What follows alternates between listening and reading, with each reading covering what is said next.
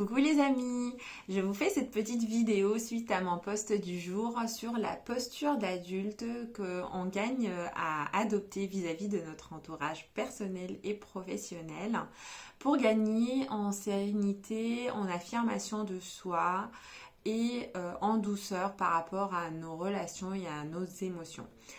Pourquoi cette posture d'adulte est une posture gagnante pour nous? Parce que elle permet de challenger des ambiguïtés relationnelles qui peuvent s'installer et qui peuvent nous pousser à être dans une posture parent-enfant, donc soit dans un sens, soit dans l'autre. Donc je m'explique, si par exemple une personne nous envahit dans notre quotidien, dans notre façon de bouffer, de travailler, le contenu de notre assiette, peu importe, notre réaction possible, ça peut être la colère. Donc je vais un peu réagir en lien avec mon ego et je vais vouloir m'affirmer de manière un peu colérique, voilà, c'est comme ça et pas autrement. Et du coup, je vais adopter une posture d'enfant qui n'a pas su gérer ses émotions. Et du coup, ça confirme, ça redonne la posture de parent aux parents ou à l'autre personne qui s'est initiée dans notre vie.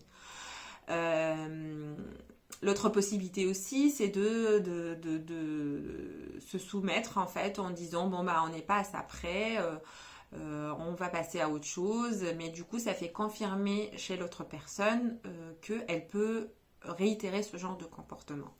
Donc adopter une posture d'adulte revient à dire de manière posée que ce sujet nous concerne, qu'on a notre propre point de vue sur le sujet et que c'est décidé, c'est à nous de gérer cette situation, que ce soit par rapport à l'éducation de notre enfant, au contenu de notre assiette, enfin tous les exemples que j'ai cités. On rappelle en fait que c'est de notre responsabilité, qu'on prend le sujet et que c'est non négociable sans pour autant être ni dans la colère, ni dans les émotions excessives de manière générale. Voilà.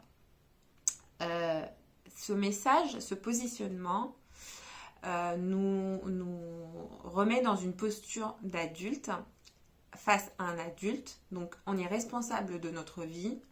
On lui fait comprendre ce message-là et on lui renvoie le message de la responsabilité de chacun et que s'immiscer dans notre vie n'est pas de sa responsabilité.